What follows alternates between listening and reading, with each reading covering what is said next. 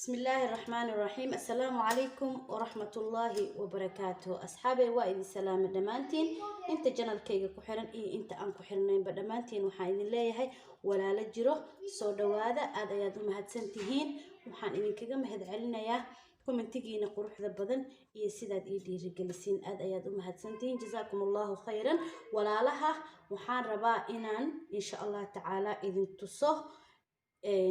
waxaan bilaabay inaan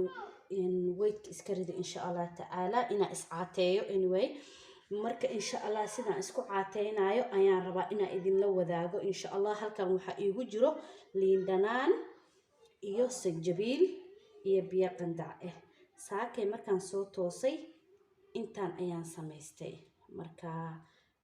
waan cabay marka waqti ayaan siiyay 1 hour hada siini kadib u soo toostid adiga hada dadka si soo toos aad tahay dada subaxdii hore u tooso dada ku daaha hurdada dadka isku mid ma aha aniga marka saakayto saanaan u cabay lixdiyaan cabay marka insha Allah waxaan jeclaaday inaan walaalaha uga faa'iideeyo diet kayga ma aha mid oo xoog u culus haduu Ilaahay idmo waa iska yani mid oo middle marka markaan cabay hal saac ayaan sugay hal saac markaan sugay sidaan wax u cunayna insha Allah waa idin tusi doonaa asxaabay bismillaahir rahmaanir rahiim asxaabay waa idin salaamay dhamaantiin waxaan idin leeyahay soo noqod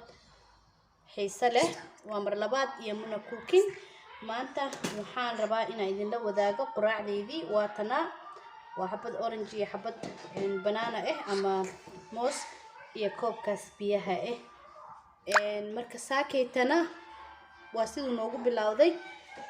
iscaateynteydii ama hilib iskaridkaygii ama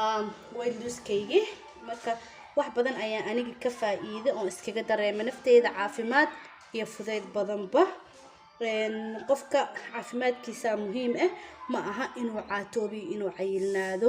qofka haduu caafimaad leeyahay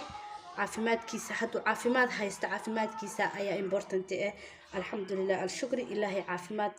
inta jirana ha caafiya anagana caafimaadkeena hanoo zaaidiyo walaalaha saakay aniga waxaan ku quraacday hal xabo moos hal xabo orange iyo koobkaas biyaha liintii na saakayto waan cabay early markaan soo toosay marka insha Allah waxaan jeclahay wax kasto oo sameeyo in natiijada aan ka gaaro inaan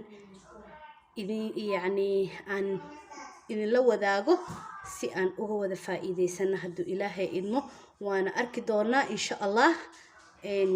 wixii natiijo ka gaarno markuu week noo socdo insha Allah taala aad ayaa u mahadsantiin dhamaantiin waxaan idin leeyahay soo dhawaada wax badan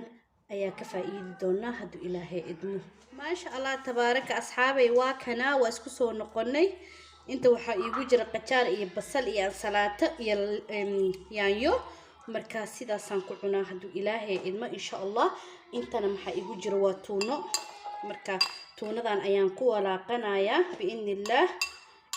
brobeya waa cunto aad ku dhargeysiin waa qadadeydii marka sidaas ha loola socdo asxaabay hal mid ayaa idin sheegayaa mar hadaa bilowdiin wiigan bal insha Allah waa isla wada arkeena qofkii bilaabay iyo gabdhihii bilaabeen marka insha Allah